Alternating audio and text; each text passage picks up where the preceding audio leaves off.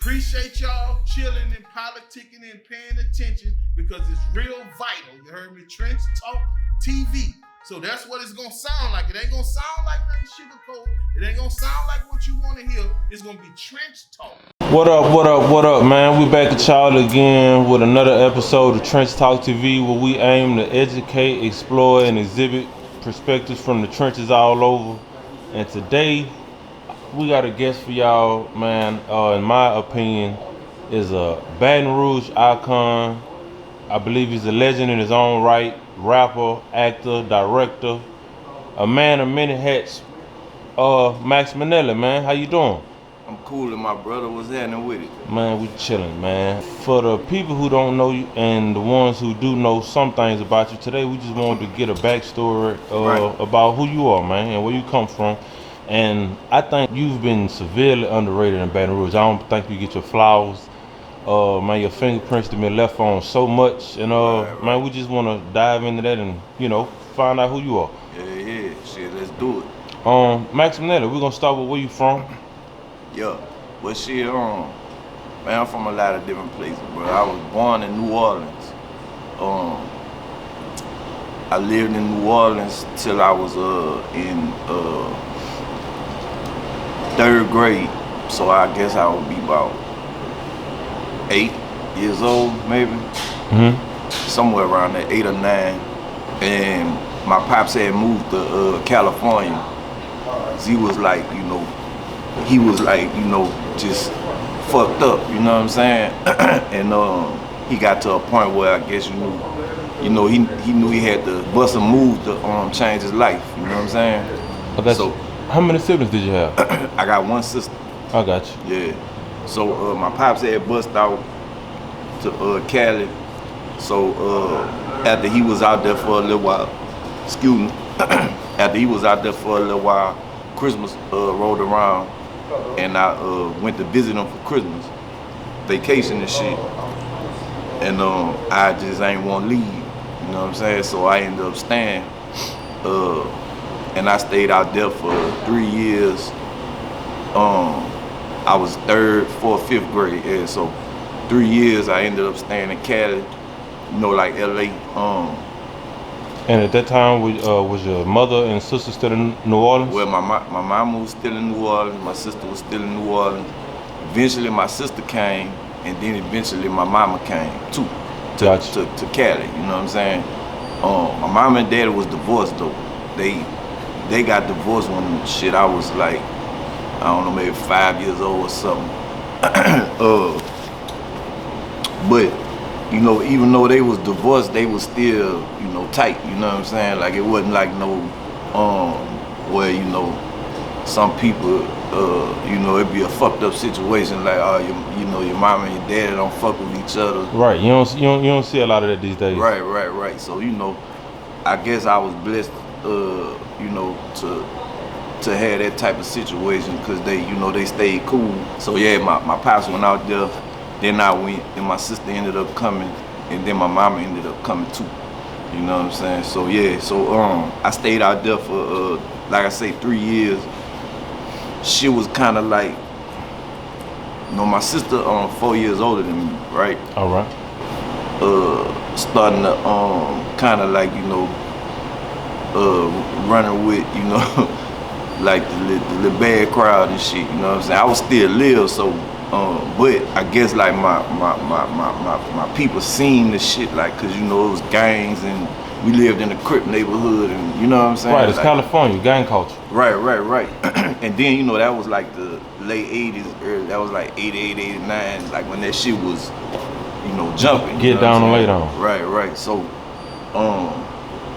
I guess my people just kind of seen like would eventually would be. And then, they wanted to take us out that environment, so they shipped our ass back to Louisiana.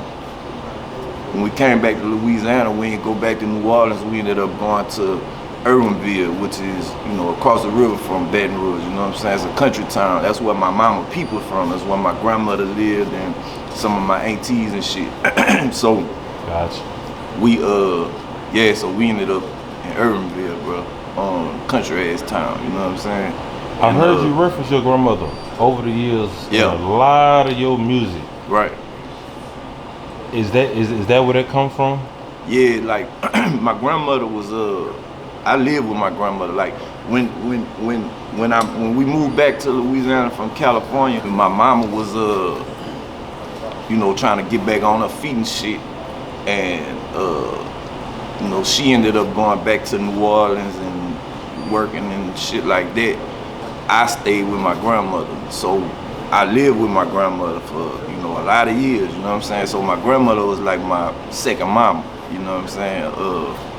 But yeah, that's where, you know, that's where that come from, like her being such a big part of my life. Like she one of the people that raised me. Like I bounced around like with a few different people in my family. Like I kind of like, you know, moved around a lot, bro. Like I stayed with, you know, my uncle and my auntie. I stayed with my grandmother. I stayed, you know, like just a lot of different places, you know, over the years.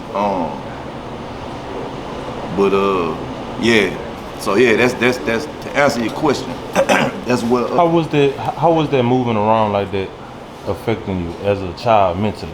I ain't gonna lie, like coming from California and shit to, you know, the country town kind of like fuck with me because I had started rapping and shit, you know, and at that time, that's where, you know, it wasn't really no rappers from Louisiana, you know, it was like, so I kind of felt like, damn, I just came from where the rap game, you know, at where you gotta be if you wanna make it, you know what I'm saying? So that kind of, you know, fucked with me because I had that dream, like, man, I'm gonna do this rap shit, and then I just get shipped to, you know, Louisiana. All right, I wanna stop you right there. All right. You started rapping at about 10 years old. Right, I wrote my first rap when I was 10, yup. That's why you in California? Yup, I was in California, yup. What inspired those rap dreams? Man, I don't know, bro. I just like, so when I was living in California, that's when like Eazy-E and shit and NWA and shit first had started coming out, you know what I'm saying? And Birth of gangster rap. Right. And you know, man, that shit was just like, you know, niggas ain't never had heard no shit like that. So that shit just like, I was infatuated with that. But even before that, like, even like, you know, like when LL and Rakim and shit, like I used to, when I lived in New Orleans still, I used to like stand on my front porch and rap like LL, I'm Bad, you know, Rakim shit, like I was on the stage or something. So it's kind of like, I always just had that like, you had a love for hip hop. Yeah, like that little dream, like I saw myself on the stage or some shit, you know what I'm saying? And then, so when I ended up being in Cali, you know, that's when I got on the Eazy-E and NWA shit. And Ice Cube always was my favorite. And once Ice Cube left NWA and he dropped that first album, America's Most Wanted, that's what really like, once I heard that shit, like I was like, nah, fuck that. I went home, like, I used to go to work with my mama like during the summer, you know what I'm saying? Cause she, you know, I didn't want to just stay at home and be fucking bored all day. So she would take me to work with her. And she worked in she worked for like this company, but they had like, she worked in a mail room and they had like, you know, like couriers, you know what I'm saying? Like they'd go bring shit different places. Gotcha. So one of the dudes, he'll let me go ride with him to, like if he go on a run or whatever, and he had like all the new shit, you know what I'm saying? And so riding in the car with him, he was listening that Ice Cube shit, and that's what just like, you know, it fucked me up, bro. And I heard that song he had, Gangsta Fairy Tale, where he was rapping like, you know, about all the cartoon characters and shit. And you know, me being a kid, that shit just struck like a chord with me. So I remember that night I went home and I wrote me a rap kind of like that, like with cartoon characters and shit in it. And that's the first, you know, the first time I actually wrote rap. It's like I knew how to do it. Like ain't nobody had to tell me, oh, this how you, you know, this how you do that, or this a bar. It's like I knew how long it should be. I knew where it should stop in the chorus. It came natural to you. It just, yeah, I just knew. You know what I'm saying? So yeah, that's what I was 10. Yup, I was 10 years old. Yup. Being big with that hip hop bug at 10 in California, moving back to South Louisiana with your grandmother. Right. I want to ask, man, how was school for young Max coming up? It was cool. I kind of didn't like school where I was at. That shit was like, I don't know, it was just like dead to me. You know what I'm saying? But I mean, fuck, that's where I was, so I had to make the best out of it. You know what I'm saying? I always was like smarter than I put forth the effort. Like, if that makes sense, you know what I'm saying? Like, that may have been why you took so natural to music. Right, like I could have made straight A's, but I just didn't give a fuck about making straight A's. It wasn't something you liked. Exactly, like homework and shit. I'm not doing homework, bro. Like, my philosophy always was, man, I come to school, do school work. Once I leave this bitch, I'm not fucking with that. Gotcha. You know what I'm saying? Right. At all. So, you know, but yeah, it was cool and shit. And then once, you know, like, that's how I ended up, like, when I was in high school, I eventually moved to BR and stayed with my uncle and went to Woodlawn because I wanted to, like, you know, I just wanted to get to another environment that was a little more, you know what I'm saying? Had a little more shit going on. Yeah. A little more fast paced. Right. So yeah. What? But yeah, school cool though, bro. I just, you know. What era was this? If you can remember, paint a picture of the temperament of the climate in Baton Rouge at the time. When I was in high school? Yeah. I mean, it was man, it was like, you know, back then, bro, it was, you know, it was thugged out, but it was like, niggas had like morals and shit. Like, niggas rock, niggas live by a certain code and shit, you know what I'm saying? And like, the OGs was the OGs, like, you know, you know, like now, like, you see a lot of like older dudes, like robot young dudes into doing dumb shit. You know, either that or just turning a blind eye. Right. And back then, you know, OGs was like, nah, bro, you know, like niggas I came up around, you know, I was raised by the wolves, you know what I'm saying? But it was like, I'm here with the wolves, but these niggas know, like, but Max, you know, this ain't you. You know what I'm saying? Like, so it's like they protect you from, you know, crashing out. You know what I'm saying? They keep you on the, like, nah, bro, you know, you make sure you gonna be our ticket out this bitch. You know what I'm saying? It created a certain degree of respect. Yeah, for sure. Cause you know one thing about me, bro, like I'ma always be me, no matter who I'm around. I ain't finna get around these niggas and start acting like I'm like that, you know what I'm saying? Or go over here and start acting like I do this shit. Like, nah, I'm gonna be me regardless. And that's one thing as a fan, I can't say I love about you, man. I'm 29 years old. Right. I've been listening to, I've been hearing your music for at least 20 years. You've been the same, Max. You've never stepped outside your lane. Right. I actually have an odd question. Do you feel like that could potentially be a reason later on down the road that you probably, I guess, didn't get as much recognition from the industry as you should have, being that you didn't dumb it down? I mean, I'm gonna tell you like this, bro. I have dumbed it down a lot. You know what I'm saying? But I feel like dumbing it down was what kind of kept me from being as great as I could have been. Like, if that make any sense, cause like, it's like this, bro. Like, when you start doing music, when we was young doing that shit, we was doing it cause it was fun. We loved it. You know what I'm saying? But then once you start making money off the shit, and once this like become your job, yeah, it become your business. So it's like, you know, if I'm a nigga that paint cars, and somebody pull up and say, man, I want you to paint my car shit green.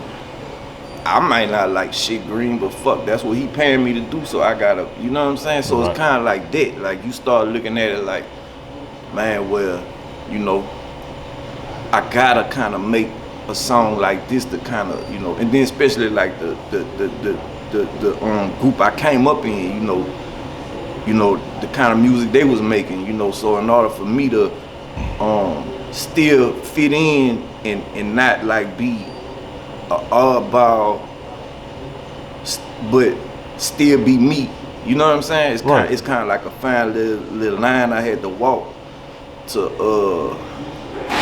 you know, to be able to do that. You know what I'm saying? But I have done my shit down a lot, bro, over the years, and looking back at it, I kind of feel like that's what I shouldn't have did. I should have just stuck to what the fuck I was doing, cause I see a lot of niggas win doing what I was doing way after that. You see what I'm saying? I think you did a pretty good job sticking to your guns, though, as best you right. as best you could. Cause like I said, at the end of the day, bro, I'ma always be me. You know what I'm saying? Like I ain't gonna never be I ain't gonna never, like, you know, be something I'm not or try to act like something I'm not. You know what I'm saying? I'ma always be me, bro. Gotcha. I'm gonna take it back to high school. You in high school in Baton Rouge. You going to Woodlawn. Right. Was it somewhere in this period you met a friend that became very important into your, I guess, music success? Jayvon. Yeah, well, shit, I met Vaughn in 6th grade. Okay. Oh, y'all childhood friends. Yeah. He lived in Irvinville too. I got you. So when I came back to when I, you know, moved back to Louisiana and in middle school, 6th grade, that's where I met Vaughn at, and you know, me and him just clicked. You know, that was my dog. Like, you know, and you know, just over the years, me and him got close. I already had that rap dream. You know, he wasn't really fucking with the rap shit at that time, but I started like going to his house after school, like getting off the bus at his house, and we'd be like watching MTV Raps and Rap City and shit, and listening to you know, all the whatever little tape we could get or whatever, and that's how I got him like into, you know, writing and shit. And like I remember one day we used to have like a little technique to record. Like we had like a little bitty radio where you could like press record and, you know, it'll record you, you know what I'm saying? And so we'll put his mama had like a big ass stereo, like with big ass speakers. That bitch was raw. So we'll put like the beat in the big stereo, turn that bitch up and put the little radio by the speaker and just rap our rap. You know what I'm saying? Right. And that's how we recorded like little tapes and shit back then. And I remember one day I was rapping, and then I stopped and he just, you know, started freestyling some shit. And ever since then, like it was partners in crime. That was it, bro. That was it. And nigga was so talented, you know what I'm saying? It's like you know, like how crazy is that, like for me and this dude to click with each other like we did, you know, outside of some music shit, didn't have nothing to do with no music, we just was tight, you know what I'm saying? And then eventually to find out that he really was as talented in the music as he was, you know what I'm saying? You all doing the music thing, especially at that age, I'm pretty sure money became a need at some point, being Right. that you all were trying to further a music career. Yeah. Had y'all jumped off the porch then? What were y'all doing for finances? Man, well, we was still young, bro. We was still kids, like, so you gotta think, like, we really didn't get into like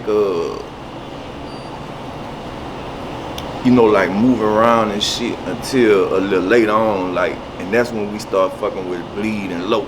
And so it's kinda like with the rap shit, like we came into like a situation. You see what I'm saying? Like Loc already was doing what he was doing with his label and shit, and Bleed brung us to, cause I knew Bleed I had some older cousins that went to school with Bleed and shit. And so when, like I was saying, when I first came back from California, you know, and they found out that I was rapping and shit, he was the only other nigga that they knew that rap. You know, it's like, oh man, we need to hook you up with our partner. We used to call him Tank. Like, man, we need to hook you up with Tank, cause he be going to studios and shit, you know. So I was like, yeah, man, hook me up with that nigga, cause like I say, I'm thinking, fuck, it's over with for the rap shit, you know what I'm saying? So this, I'm like, you know, 11, 12 years old, you know, I used to call Bleed every day. Like, I get home from school, just call that nigga like, man, check out this rap I wrote, you know, like that. And then, you know, him and Loc, eventually when Lo started doing his CeeLo Records thing, was like 94, I believe. And that shit kind of started taking off. Then, you know, Bleed brought us into the little fold, like me, Vaughn, and my partner Happy, the one who make the beats. So by the time this started happening, we in high school now. So you see what I'm saying? It's like a period of time. About a where, five-year period. Yeah, it's like a period of time where we go from being like still little kids to, okay, now we in high school. You say CeeLo was growing y'all. Basically. Gotcha. Like I mean, you know, that's what I'm saying. Basically, by the time we got to that point where it's like, we finna jump out the porch, we with them now. You see what I'm saying? He was there to catch you. And, right. And he had a legitimate rap situation going. Right. So it ain't like we never had to do nothing to pay for our studio time or nothing like that. It was like Loke had the studio, Loke had the, you know, everything that we needed already set up. You see what I'm saying? So that's kind of like how that shit went with that, you know. You, Jayvon, Bleed, CeeLo got y'all in the studio. Your first time on Wax was on CeeLo's album, Whatever? Yeah, Whatever. It was a song called Player Haters. It was me and Vaughn. You know, it wasn't it was my favorite song, you know what I'm saying? But it still was like cool because, you know, fuck it, we finna get heard, you know what I'm saying? That's the first time we got heard by us being on, you know. I just feel like at that time I was like, man, I wish we, you know, could have got on like another song, you know, a little, you know, cause that beat we was on was just like laid back guitars and shit. And but yeah, so that was the first little time we was on a record that got put out and shit. So, you know, it was like a big milestone for us, cause how did that feel when they came out? Because at that time, CeeLo, in my opinion, you correct me if I'm wrong, he was in a sense doing in Baton Rouge what Master P was doing in New Orleans around this time, correct? Most definitely, he was that nigga. I think even well, I guess yeah, it was like the same time like P, cause like if you think about it, like P ain't really like jump off down here till that Body came out. You know what I'm saying? So when Body came out, that was like 95, I believe, which is the same year as when that album Whatever came out. But Loke had the other album, Who's Gonna Ride, that was like 94 or something. So he was doing this shit before I even knew about P. You know what I'm saying? Gotcha. So yeah, that was like major. Like it was major because it was like, man, this nigga, you know, he, you know, got records in the store, and you know, it was like official. You know what I'm saying? Like, you know, for people who wasn't really, you know, moving around back then, they don't really understand like how significant certain things is, because now everything is just so different. So accessible these days. Right. But back then, if you had a real record in the store, like you could go to Blockbuster Music and buy your record or whatever, like that shit was major, you know what I'm saying? So yeah. In 1997, I believe, CeeLo dropped the album Concentration Camp compilation that right. you just happened to have the opportunity to be a part of. Right. That had some major artists on it around that time. Right. Right. Well, that right there, like, kind of like really kicked everything off for us, like, because of course they had the song, you know, A Fool, which later became known as How You Do That there. And that song, like, as soon as that album came out, that song just blew up. You know what I'm saying? That bitch was just out of here, you know. And then me and Vaughn had a song on that called Daredevils, which, to kind of go back to what I was talking about a little while ago when I was talking about the song Player Haters, like the song Daredevils was more like, that was more on your type of time. Yeah, that was more like what I saw, what I wanted us to, you know, how I wanted us to be heard. You know what I'm saying? That bitch was hard, you know, and you know, it's a classic to a lot of people to this day. You know what I'm saying? But yeah, so that was that was, you know, a little look for us. I remember we had did like a remix and shit, and they started playing it on the radio on Juice Man on 1460, started playing that bitch, you know what I'm saying? So that's the first time we kind of started getting a little more exposure and being heard more. I want to ask you this. At this point, for you being, once being a kid, this being a dream and a passion for you. Right. Had it clicked in your head that you were doing rap business, or you still going about it with it being a passion? Bro, it's crazy you asked that. Like, it took a lot of years for me to realize what the fuck I really was doing. Like, I was doing shit that like you say was A&R and you know, shit like that I didn't even know I was doing that shit, cause I was just doing what we was doing, you know what I'm saying? Like Bleed album, for example, My Balls and My Word, like when Bleed signed with Priority and he had to turn the album in, he was like going through some shit in his personal life at that time, so like he'd come record, but then he'd like, you know, kind of disappear for some days and shit, and we'd have to be looking for him. He was going through a lot with his kid's mama and all that, you know, just personal stuff. So by the time it was time to turn that album in, the next day, the album wasn't finished. You know what I'm saying? So Loc called me and was like, "Hey Max, I'ma come get you, put you in the studio with Happy, and y'all finish Bleed album tonight." You know what I'm saying? We gotta turn the bitch in tomorrow. Right. So I'm like, all right, cool. You was called to do this. Right, you know, and it's like at that time I ain't know what the fuck, how major that really was, but in reality, when you look back at it, it's like, man, like, you know, I was doing a lot of jobs in you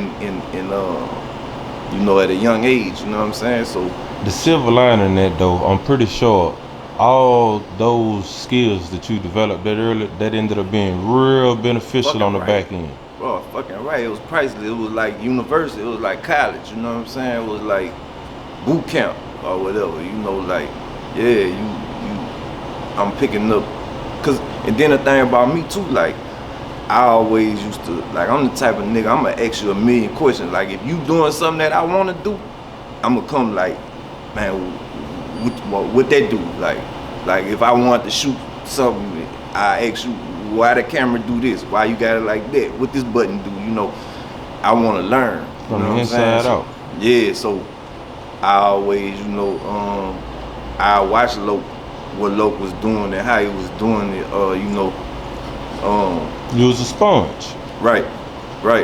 So yeah, to answer your question, brother, I didn't know what the fuck I was doing till way later, but I realized, like, you know, man, I'm, you know, A&R and executive producing shit and all that, you know, at a young age, you know what I'm saying? The compilation come out sometime after that. CeeLo ends up getting a deal, and CeeLo and Bleed end up getting a deal off that. Right. Bleed got a deal, like an artist deal he signed with Priority. Loc ended up getting like the same kind of deal Master P had for No Limit for CeeLo Records. So it was like a distribution, promotion and distribution deal. It's called a P&D deal back then. So yeah, it was all off of that song, How You Do That there, bro. Like, that bitch blew up, like I was saying, and you know, P eventually, when he did I'm About It, the soundtrack, they did like a remix to it and put it, it was a single on the I'm About It soundtrack, and then that bitch blew up, you know, nationwide, you know what I'm saying? Then Bleed signed with Priority and Loc signed CeeLo Records to Priority. You know, I'm so crazy, and I'm pretty sure it's probably a lot of other people out there. Mm-hmm. For a long time, I thought that was Master P's song. Right. I mean, you know, if you wasn't from down here, you know, tuned into the underground, you know, the first time a lot of people heard it nationwide, it was Master P. You know what I'm saying? But it's really Bleed's song. Sometime after the deal comes, the group end up breaking up. Right. Care to dabble in the what led to the breakup? I mean, it was just, you know, same old shit, bro. Like, Young guys figuring it out. Yeah, we all young, we kids, bro. We all fucking, you know, and we, you know, like me and Vaughn, we was way younger than everybody else. You know, Logan and them was grown men, you know what I'm saying? But they still was young, like they like niggas. I look at niggas their age 9, be like, man, y'all kids still. But back then, it's like they was, you know, who we was looking to for the answers, you know. And fuck, they ain't had the answers because they ain't never did this shit either. So, you know, it's just same old shit, bro. First time niggas, you know, get into a situation and you just trying to maneuver through that shit. And then you got people egos and shit don't go how you think it should go, or you don't get what you feel like you should have got it. But in reality, you know, it ain't really, a lot of shit don't be what it seems. But people who don't know, you know what I'm saying? So you don't know until you know. Right. So you know what I'm saying? You might think, man, this nigga got $1 million and I'm broke. But in reality, he ain't getting no fucking $1 million. It don't work like that. You know what I'm saying? But yeah, to make a long story short, yeah, but everybody just kind of went their separate ways and yeah. About how long between y'all breaking up? The Charlotte after, or you tell me, about how long after y'all broke up, CeeLo ends up rebranding and reinventing the group, and y'all reemerge as the Camp, Right. instead of the concentration camp. Yeah. Yeah. Well, that was like a little while after, you know, maybe like a couple years after we did. We dropped the Camp 2 on Priority. After that album, it kind of was, you know, that was kind of like the beginning of shit starting to, you know, separate. Then we did Low album, You Heard Me. And then that was the last album we did on Priority. After that, that's when, you know, for sure everybody, you know, Bleed was over there, Low was over there. So me, Happy, and Vaughn, we decided to do our own label. We was like, man, you know, we gonna just do our own shit. You know what I'm saying? And that's when we dropped the album Lay Low, Simple and Plain. We started our own label called Trill Entertainment, and we put our own album out. So after all that, you know, me and Low got back together and we was, you know, talking about, you know, doing like a new Camp thing together. And so yeah, that was like 99, 2000 when we started working on that. And we, you know, it was like the concentration camp. Bleed is the one who, you know, had the idea for the concentration camp. All that shit was his idea. He put that whole thing together. And then, you know, like, you know, looking back at it now, like, you know, I be like, damn, we was called the concentration camp. That's kind of fucked up, you know what I'm saying? Like, Right. You'll get canceled for some shit like that today, you know what I'm saying? So we just kind of just called it the camp, and you know, just kind of rebranded it. You know, that's when we picked up Boosie, and shit, we went back in the lab, bro, and came out with some classic shit.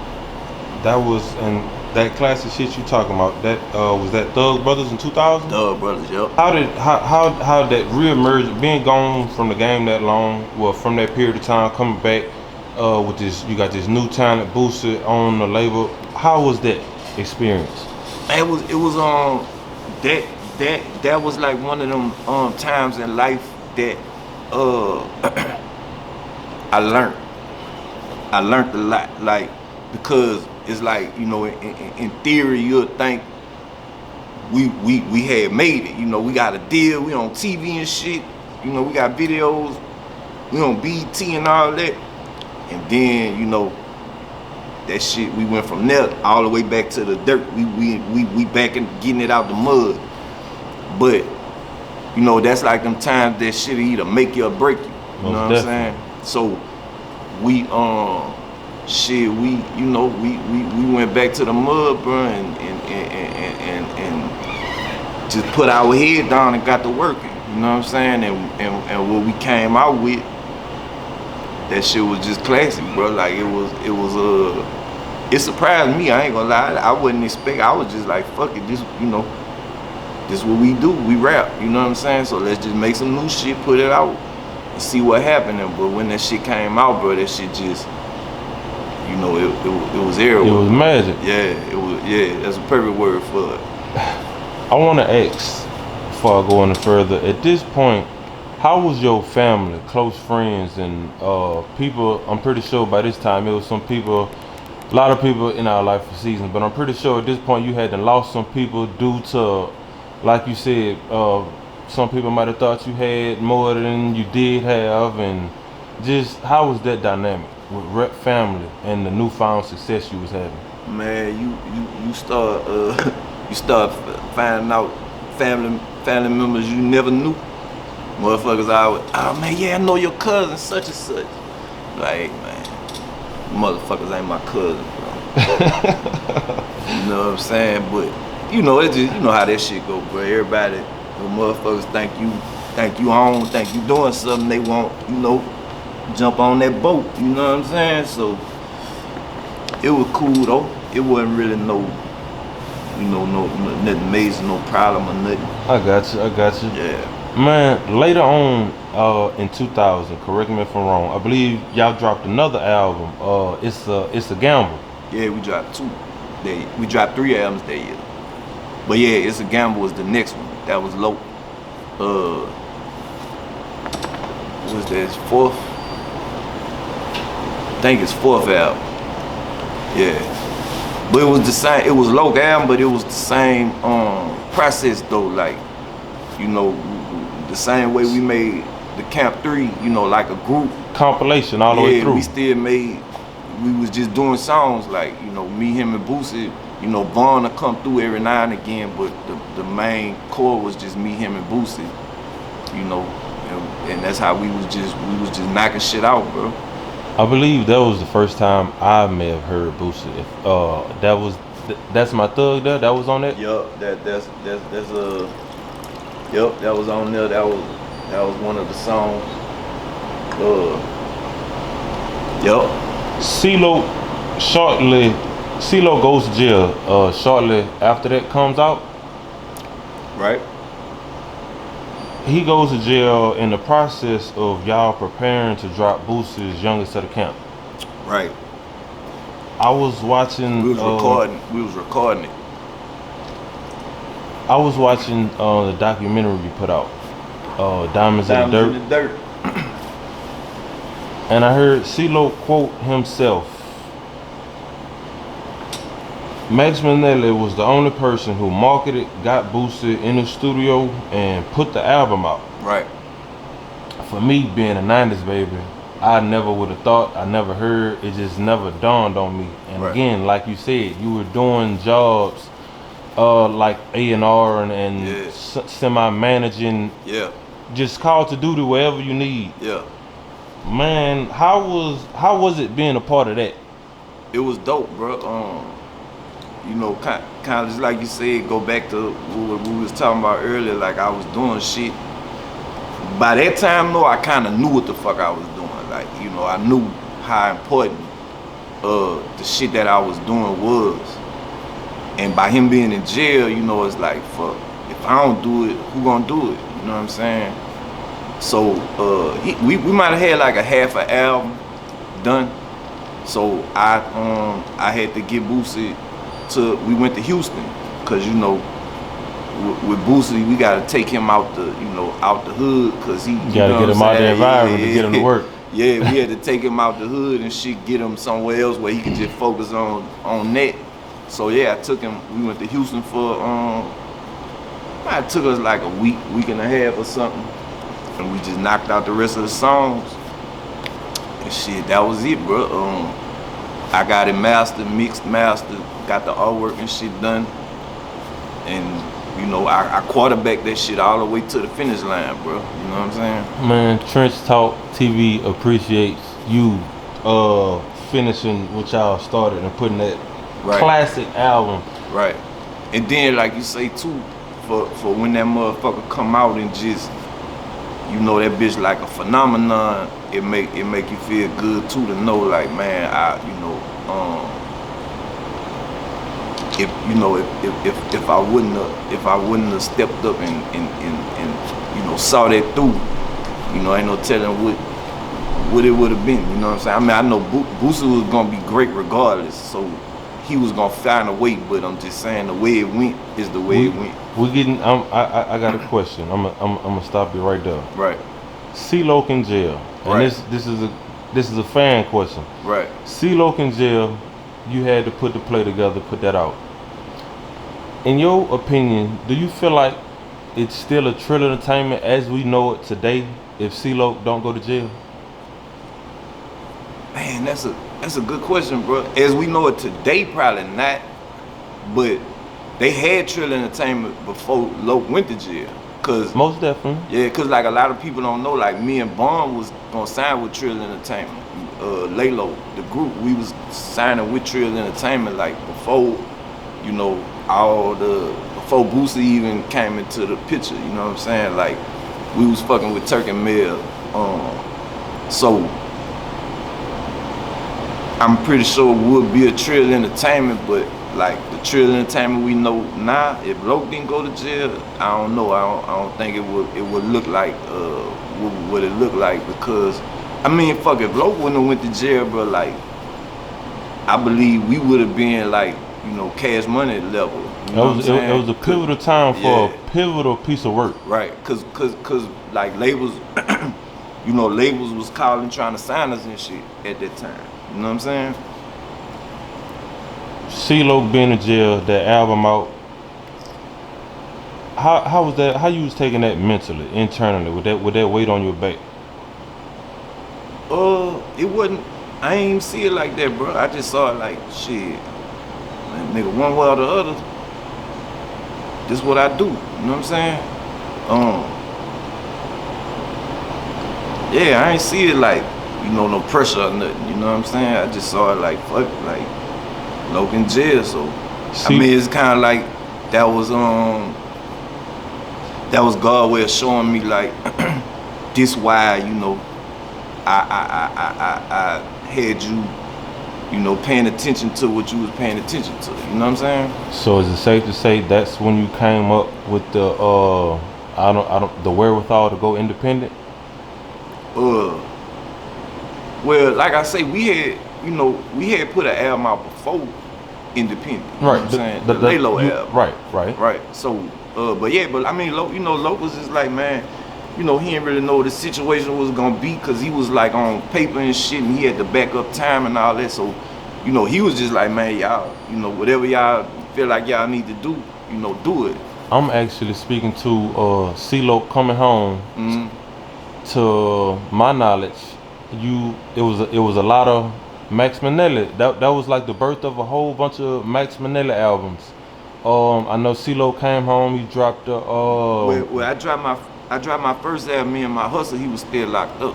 Gotcha. All right. Matter of fact, I dropped 3 albums while he was locked up. Gotcha. But yeah, my first album, Me and My Hustle, that came out in 2001. So it was like we did Camp 3, Thug Brothers, we did CeeLo Gets a Gamble, we did Boosie, Youngest of the Camp, then Max Minelli, Me and My Hustle was the next album, that came out. So that's what, and that's when like, Do Your Thug Thing and all that shit was on that, you know what I'm saying? And that's, it was just like the same shit. It's like, man, once we put that shit out, that song, that bitch blew up, you know what I'm saying? It's like, so, and then it was kind of like more, the only difference between Loc being in jail at that time was the sound of the music, because he wasn't there to, like, if Loc would have been out, my album would have sounded different, you know what I'm saying? But by him being in jail, like, I was just able to totally take that bitch in the direction that I took it in, you know what I'm saying? So I'm sure, the production probably would have been a little different and all that. But it would, it all play out how it was supposed to, bro. Man, from 2000 on up to now, man, you've been dropping albums like been having a point to prove. Right. You probably done dropped more albums than a lot of these. You putting in more work than a lot of major guys that I see. Yeah. Dropping songs like "Do Something," "Bad Nerves," "If Right. You Like It," "Let Me Roll," Right. "Somebody Loves Me," "Louisiana Skies," "I'm So On," "Fresh to Death," and plenty more. Man, songs like that solidified, in my opinion, your being a pillar in this BR rap scene. Right. You feel like you get the credit you deserve, the acknowledgement you deserve, putting in all the work you done put in the last 20 years? Man, you know what, bro? I used to feel like I didn't, but now I feel like I do. I still feel like a lot of people sleep on me, and a lot of people, I'ma just say this, like, people that love me is a certain type of person. Like, they not loud, they not all in your face, they not, so, you know what I'm saying? You might not hear them just like, you know, repping, but at the end of the day, they there. You know what I'm saying? And like, I know I'm a legend, dog. Like, motherfuckers show me love. Like, people, you know, like, to me, it's like when motherfuckers be like, hey, bro, that song, you know, Somebody Love Me, bro, that bitch got me through this. Like, you know, man, you saved my life with this song, or, you know, shit like that. To me, that's what God gave me this gift for. So, you know, I feel like, yeah, like, you know, I feel like I done been slept on for sure. Don't get me wrong, you know what I'm saying? But, and I feel like still to this day, but also I feel like, man, I know I'm legendary, bro. I know what the fuck I done, and I know what the fuck I mean to, you know, this area, and, you know, all them eras, you know what I'm saying? Like, from shit the early 90s to now, to still be relevant and people still fuck with me, and, you know, Believe it or not, man, it shows. If you don't hear it enough, it definitely shows. You've been dropping just as long as Cash Mother been dropping, man, and you ain't great. You don't look, you look healthy. Right. You still dropping music, you know. right. A lot of people that came out in your era, that came and gone. Yeah, they 2-3 ain't times. no more. Yeah. Most definitely. And like you say, that's the thing that I don't never lose sight of, bro. Like, I know I still do shows like damn near every week. You know what I'm saying? So, man, that's a blessing, bro. Like, I ain't had no 9-to-5 job since I was 18 years old. You know And that's a blessing, and man. Everything I got all wrapped. You know what I'm saying? I done bought houses, cars. You know, just I done lived the life. Pop like, your shit, man. you know, all rap. You know what I'm saying? So That's what up. that's a blessing, bro. Man, in 07, you dropped The Remedy, album Right. called The Remedy with Right. Koch Records. Right. How'd that situation come about? Man, that shit was crazy. My partner Jay Tweezy, he was the program director of the radio station down here, and he was telling me about Koch, like, cause at that time Koch, Koch used to be just like a label that, you know, once rappers came out and, you know, they had been out for some years. And Koch had people like Ice Cube, I believe. Well, not Ice Cube, but yeah, they had like older rappers and shit. Like, Gotcha. they was putting out, like, you know, rappers who people would call, you know, they time that came and went. They just putting out music now. Gotcha. Legacy artists, that's what they're called. But around this time, they started, they kind of like rebranded the label, and they started signing new artists, right? Mm-hmm. And, you know, really pushing, you know, like new artists and shit. So my partner Jay Tweezy was telling me, like, about Koch, like, man, I told him about you, Max, like, just put a little package together and send it to him. He gave me the address and shit. And at this time they had, like, this when DJ Khaled first, like, the first label DJ Khaled was on was Koch. You know what I'm saying? They had Yin Yang Twins, they had, you know, Jim Jones with the ball and Right. the dude DJ Unk, Walk It Out and all that shit. So they had like the biggest songs on the radio, you know what I'm saying, at that time. So I kind of was like, man, I told Tweezy, all right, I'm gonna send him something. And I had like put together the CD and shit, and just set that shit on my table. I ain't even go to the post office and mail that shit, cause I kind of just felt like, man, I done fuck with labels and shit out. That shit don't never really work out for me. I ain't really tripping. But he kept calling me like, man, you sent the package, they looking for us. So I said, nah. I said, man, you know what, fuck it, let me go send this shit. So I overnighted to him. And shit, but the next day, they got that shit and called me like, man, we wanna fly you up here and all that. So, you know, fast forward, you know, I ended up signing with them and shit. And I had this song, Find Me a Freak with Power Wall. The bitch was like getting like, you know, 300-400 spins on the radio, you know what I'm saying? The bitch was like, you know, kind of blowing up. But when I signed with them, it's kind of like they dropped the ball on my shit. And they really didn't know what to do with an artist like me, you know what I'm saying? Because they had like artists that was, you know, like BG was signed to them. And like I told you, Yin Yang Twins, you know, they had like a certain type of artist.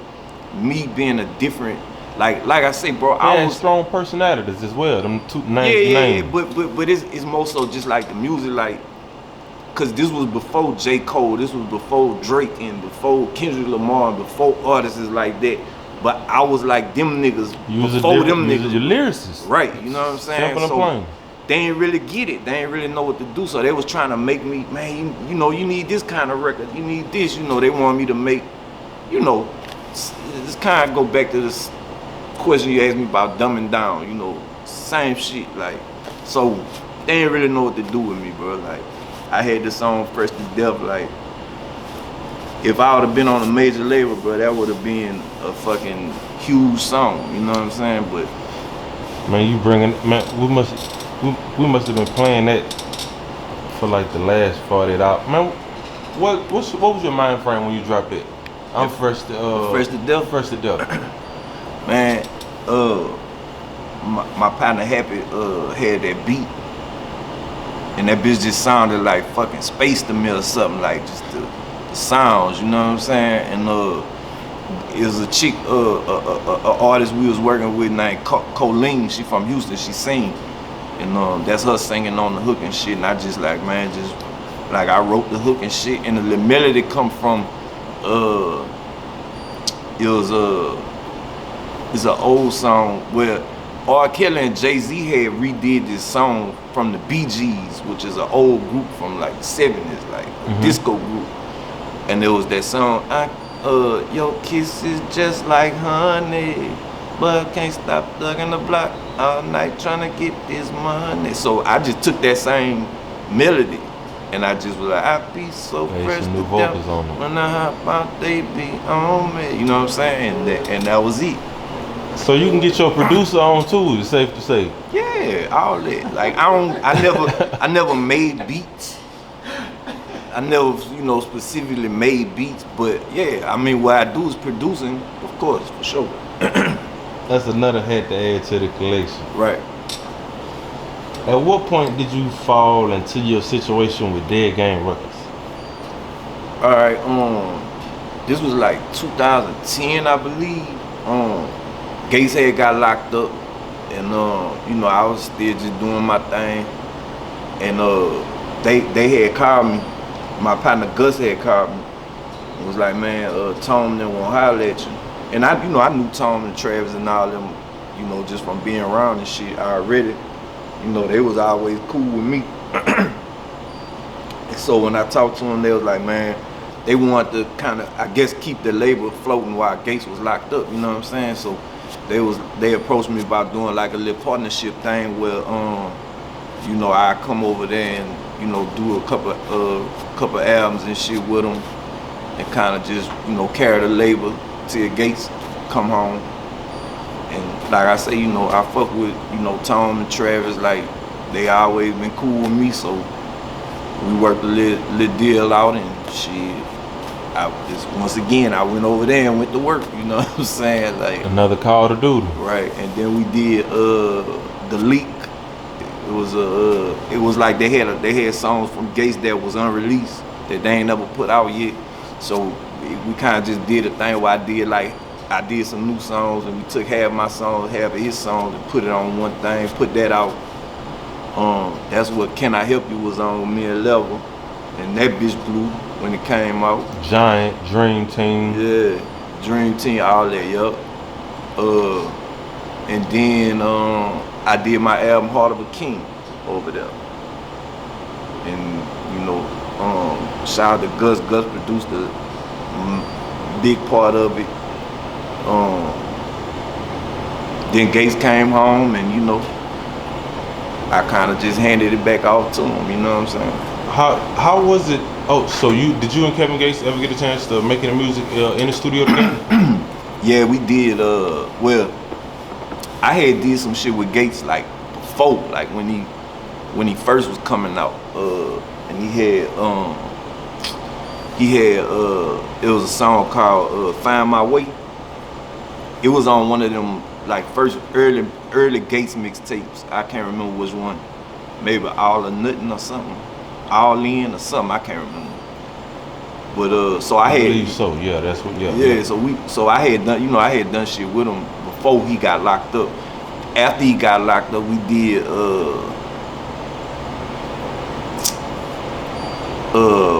Bad Is in the Building. I got on with him, and it was another one called man, what's the name of that song, bro? I be saying Styrofoam White Cup got a lot of ice. Not a nigga, not a bitch in this world I never bow down to. I can't remember the name of it, but yeah, it's on that whichever mixtape when he first got out of jail, the next one he put out is on there. We're gonna look that up later. How was that artistically working with him as a, you know, today he's grown as such an illustrious character. Yeah. I mean, it was cool, you know. Gates. I feel like Gates kind of like was an artist that was like more in the vein of me. You know what I'm saying? Like, cause he always was lyrical and shit. So, you know, it was cool, bro. I always respected him, his pen and you know, he just was talented. You know what I'm saying? He wasn't never scared to just like try shit and do shit out the box, and he wasn't gonna let you put him in no box. And that's kind of like how I felt like I was, you know, coming up in the era before him. You know what I'm saying? So. Right. On your album Pain Medicine, you talked about having chronic migraines and a collapse alone. Yeah. Could you talk about that? Yeah, I had in like when I was younger, I used to have like bad migraines. I used to throw up and shit. Like I don't know what the fuck what it was from, but that shit was just like it'll wake me up out my sleep. This was like when I was in high school and shit. But then in 2004, I believe 2005. And I woke up one morning, bro, and it felt like somebody was stabbing me in the fucking chest right here, like bad, like a nigga was just jugging my shit. Pain, you know what I'm saying? And I was like, man, what the fuck? Like, I thought it was like bronchitis or something, cause I had some shit like that before, what made my chest hurt bad. You know, so I was just like, man, you know, eventually it'll be all right. So I went a whole day, then another day, I was in Houston when it happened. I came back home, and my sister, she like a nurse, so I went to her and I told her like what was going on with me and shit, and it had fucked her up, cause like if you get close to me right here and you hear every time my heart beat, it sound like water, like you shaking water in a cup, like every time my heart beat, right? And she was like, man, what the fuck, like something wrong, like you need to go to the hospital. So I ended up going to the hospital, and you know, it took x-rays and shit. My lung had collapsed, this one right here, and they had to put like a tube in. Fucking, I was in the hospital for like 8 days or something, hooked to this thing. It was like, you know, just some bullshit. How did that affect your music, recording wise? Well, that's when I actually came up with the Pain Medicine whole concept. You know what I'm saying? Gotcha. I just look at it like this, like my music is pain medicine. My music is that shit that niggas use to help them get through, you know, whatever. You know what I'm saying? Shit they going through. You quoted one time that that you feel like you the everyday man rapper. Right, I am. Cause, you know, I wasn't never just like no super ultra street nigga, you know what I'm saying? Like I came up in the streets and like I said, I was raised by the wolves, so I know how they go, but at the end of the day, like, I'm just me, you know what I'm saying? So I feel like I speak for niggas who, you know, they don't have no voice, but you know what I'm saying, they go through the same kind of shit that I go through. Like they live, you know, niggas who gotta wake up at 5 in the morning and go, you know, get it. But I gotta go to work, gotta go whatever, like, you know, they go to school or whatever you trying to do, you know, outside of just like, man, you know, stepping on ops and, you know, slanging dope and, you know, just making songs about that, like just making songs about real life, you know, like I say, like before, I feel like I was doing that shit before, like now it's like, you know, niggas who do that shit, they call them great, you know what I'm saying? Right. But, you know, I was doing that shit before it was cool, you know what I'm saying? Standing on side niggas who was ultra gangsters, you know what I'm saying? You was able to hold your own. Right. It's 3 names I got. When I give you a name, I want you to give me the significance this person had to your career, yep. And if you could give us a good memory story you got with them. Right. Pimp C. Man, Pimp C is like he an icon to me. He like a fucking you know, put that nigga on side of mountain or something. You know what I'm saying? He's a fucking, everybody should live by, you know, Pimp C rules. You know what I'm saying? He's, you know, great artist, musician. He ain't give a fuck. He was gonna say what he was gonna say. He ain't give a fuck how you felt. And like I had the honor to, you know, really, like I stayed at his house for like 3 days. Me, Vaughn, Turk, and Mel, we went out there, and you know, we kind of worked on some music and shit. He was a cool dude. He was a character. You know what I'm saying? He had us laughing. You know, just listening to them tell stories and shit. And you know, just Pimp C, bro. R.I.P. Rest in peace to the pimp, man. R.I.P. Pimp C. That nigga raised us, you know, UGK raised us, you know what I'm saying? Mystical, man, Mystical, you know, I know he going through what he going through now. I don't really know too much about that, so I'ma just speak on, you know, when I knew him, you know, back then. He always was a fan of me and Vaughn. Like my partner Deldrick used to cut his hair. And he'd come to the barbershop and shit. And we used to be at the barbershop all the time. And this when he was like, you know, when No Limit was down here, when they was really, you know, at the height. And he always was like a fan of me and Vaughn, like, and you know, he always said that he, you know, if he ever got a chance, he'd do some shit with us. And he kept his word when he, you know, when he ended up leaving No Limit, he started his own label called Big Truck Records. And he signed me, you know what I'm saying, to Big Truck Records. This when Loc was in jail, you know, gave me a little bag, you know what I'm saying. You done really been around. Yeah.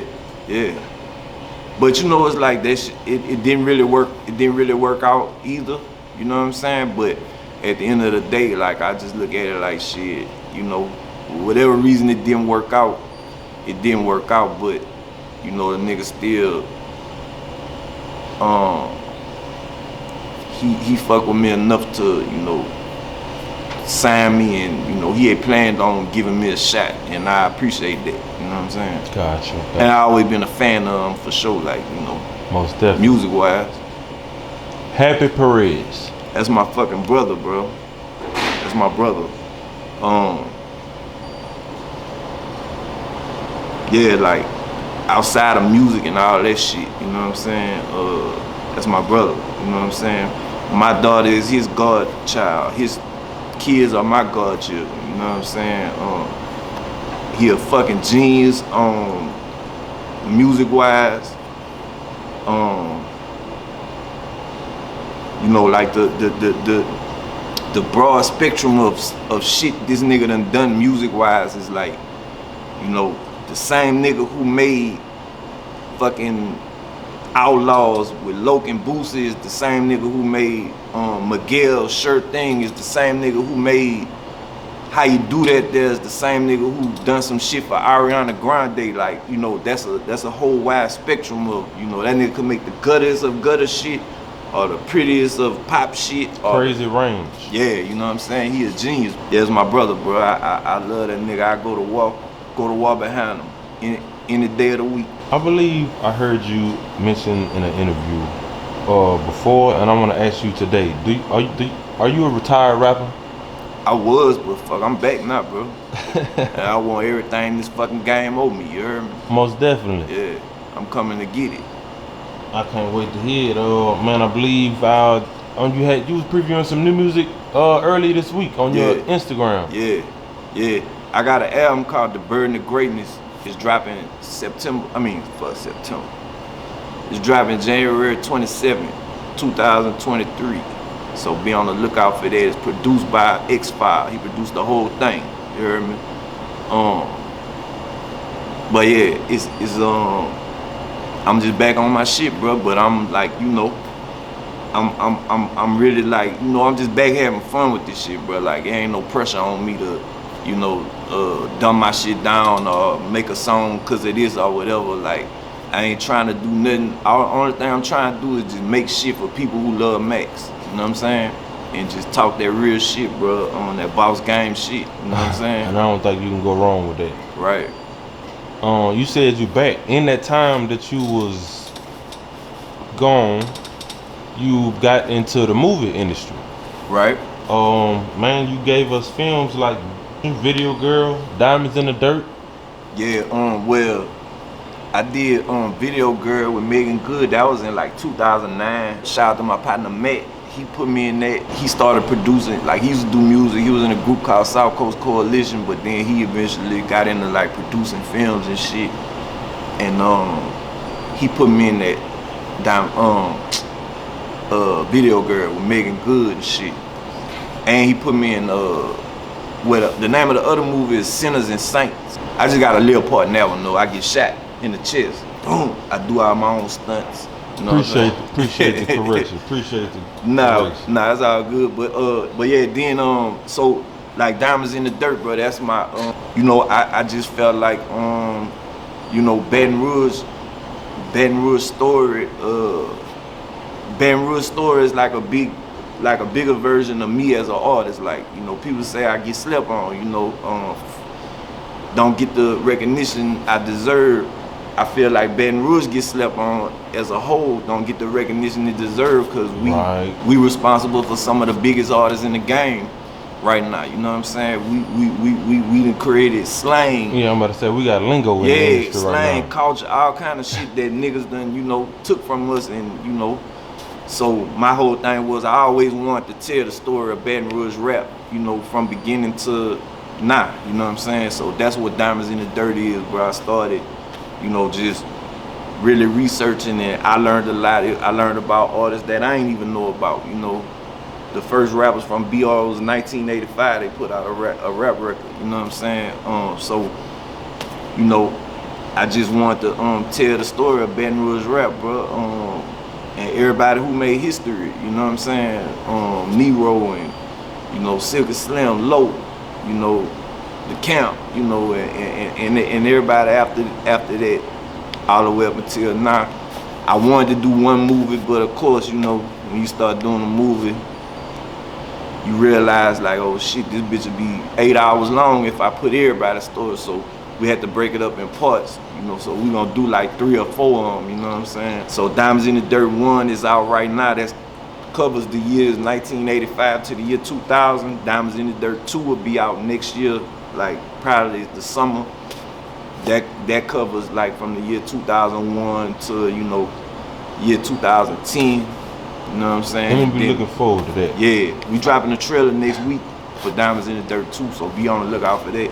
We also dropping Diamonds in the Dirt recap, which is like, it's kind of like an interview with me and Super Mike. Shout out to Super Mike. You know, he interviewed me kind of like about Diamonds in the Dirt and why I wanted to do it and what I went into making it and shit. You know what I'm saying? And we got like dope. We got like some segments of unreleased footage and shit that wasn't on the movie that we kind of go into. So that's coming. That's gonna be coming out real soon in about a month or so. You know what I'm saying? But yeah, Diamonds in the Dirt 2, The Birth of Jigga City, gonna be out. It's about summer 2023. We finna drop the trailer for Diamonds in the Dirt 2 next week. Diamonds in the Dirt 1 is out now on Tubi, on Amazon Videos, on Apple TV, is everywhere you could watch some shit. Hulu, all that shit. Go watch that. Right now, it's free. You heard me? On Tubi, it's free. Go watch it. Most definitely. I appreciate that, Jim, too, because I had no idea. Got a lot of respect. You ain't know that? Not at all. Yeah. Not at all. Man, I'm gonna ask you, you prefer the rap industry or the movie industry? I mean, I ain't really in the movie industry like I feel like I'm gonna be eventually, so I can't really say, you know what I'm saying? I mean, but at the end of the day, bro, it's like, as long as I could always be creative and make people see my vision, whether it's through a song or through a movie or a documentary or a cartoon or whatever the fuck it is all good with me. You know what I'm saying? It's just all about being creative, getting people to feel you in an artistic way. You know what I'm saying? So that's like that high I be looking for. Like whenever I put a song out and people just love that shit and they singing that shit up. You know, people tell me, man, I love Diamonds in the Dirt. I ain't know this, I learned this and that. You know, it's all the same shit. Like I'm just glad I'm blessed that people fuck with what I do. You know what I'm saying? Most definitely. What would you say some of your biggest hurdles was along the way? I ain't know what my biggest hurdles was, bro.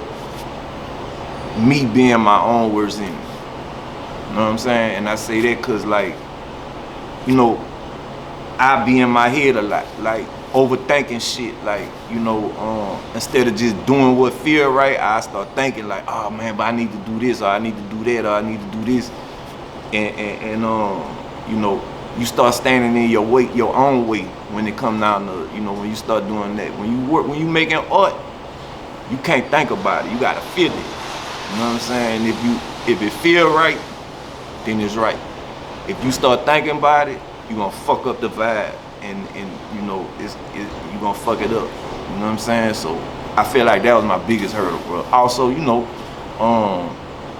there's other shit I can name. Like I feel like a lot of niggas always had teams and opportunities and shit that I ain't never had. You know, I always been a one-man show, bro.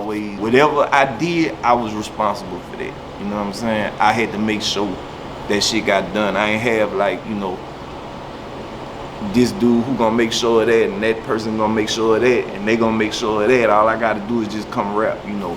Outside of early days with Loc, you know, once I got on my own, like I never had them opportunities like a lot of people. But I ain't gonna say that's a hurdle or something. I just say that's just what it was, you know what I'm saying? This late in the game, is it something you would have done different? Yeah. I would have just did what the fuck I wanted to do and not got in my own way. I would have not got in my own head. I would have not overthought it. I would have not, you know, dumb my shit down. I would have not, you know, and I feel like I had situations and shit that I would have dealt with differently, but I ain't gonna really go into it. But yeah, it's a few things I would have did differently, but mainly, you know, just shit that I could control. You know what I'm saying? I got you. On an advice kick, being an independent rapper, could you explain or give any advice to as far any independent artist or how relative financial gain is, or how important it is to put money into what you actually trying to do? All I'm gonna say is this, bro. You can't you can't put 50% effort and expect 100% results. You know what I'm saying? And that's with anything. Right. You know, I always say niggas want results but don't want to work. You know, and it's like if you wanna do music, if you wanna open a store, if you wanna open a restaurant, if you wanna play football, if you want whatever, like you gotta work for that shit, bro. Like, you know, you gotta go all out, balls to the wall, 1000%, and don't take no for an answer. You know what I'm saying? It gotta be like with me with music, it wasn't no other fucking choice. Like, I was doing this. You know what I'm saying? It wasn't nothing else I was gonna do. I wasn't going to college. I wasn't going to get no job. I wasn't going to do none of that. I was doing this shit. You know what I'm saying?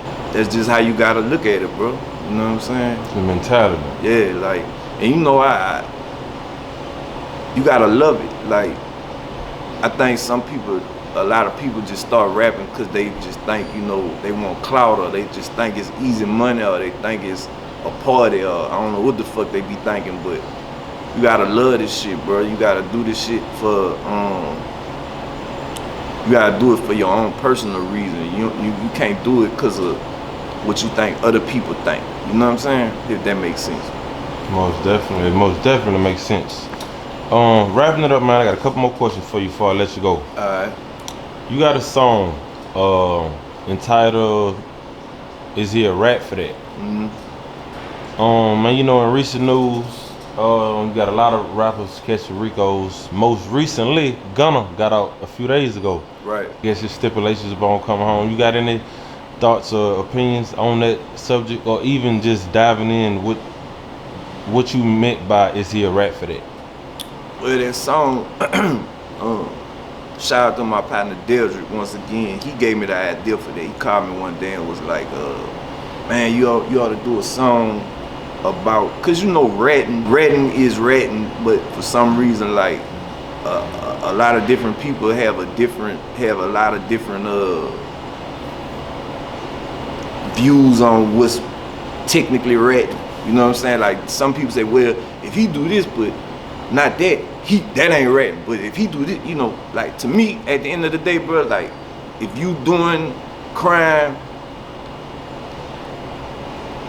and you tell on somebody else who's doing crime to get yourself out of trouble, that's ratting. You know what I'm saying? If my mama, who a civilian, or a dude who work at Target, he just, you know, he not in no streets, he not in no crime, he not in no nothing.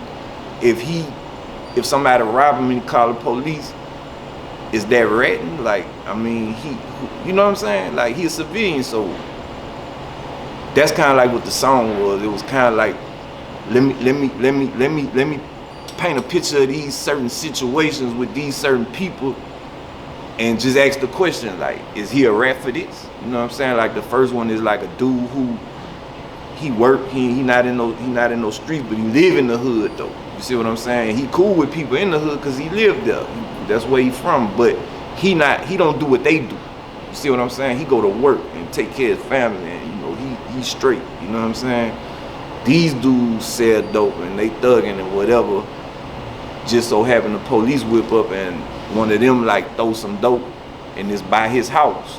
And the police find it, he like, hey man, that's not mine, that's for him. You know, is he a rat for that? You see what I'm saying? It's like I'm just like trying to put the situation out there and ask the question. You know what I'm saying? Gotcha. As far as the Gunna shit, I don't really have nothing to say about that. That ain't my business, bro. You know what I'm saying? Definitely. At the end of the day, bro, you know, like I say, bro, where everything you do in life got consequences. You know what I'm saying? And I just think it's fucked up to try to sidestep consequences. You know what I'm saying? Like, you gotta deal with the consequences of shit you do. No matter what it is, good or bad. You know what I'm saying? I definitely believe it'd be a lot of goalpost moving with it. Oh, totally. Especially these days, bro. It's like they got all kind of new shit out here. I'm gonna ask you, because I've heard you use this word for years, man. The word boss. I want to know, do you think bosses are born or made? I think kind of both, bro. I think kind of both because I think it just depends on the situation. You know what I'm saying? Like, for instance, a dude who own a fucking $1 billion company, his son gon' take over that company once he pass it to him. He was born a boss. But a dude who come from nothing and work his way up to, you know, being the one who gonna pass on something to his son, he was made a boss. He made himself a boss. You see what I'm saying? So it can go both ways. Right. I feel like. Gotcha, man. Anything else that you would like to leave the people? I know you got music coming out next month on the 23rd. I Burn the said. Greatness. January 27, 2023. Fuck with that. Diamonds in the Dirt out right now. It's free. You heard me?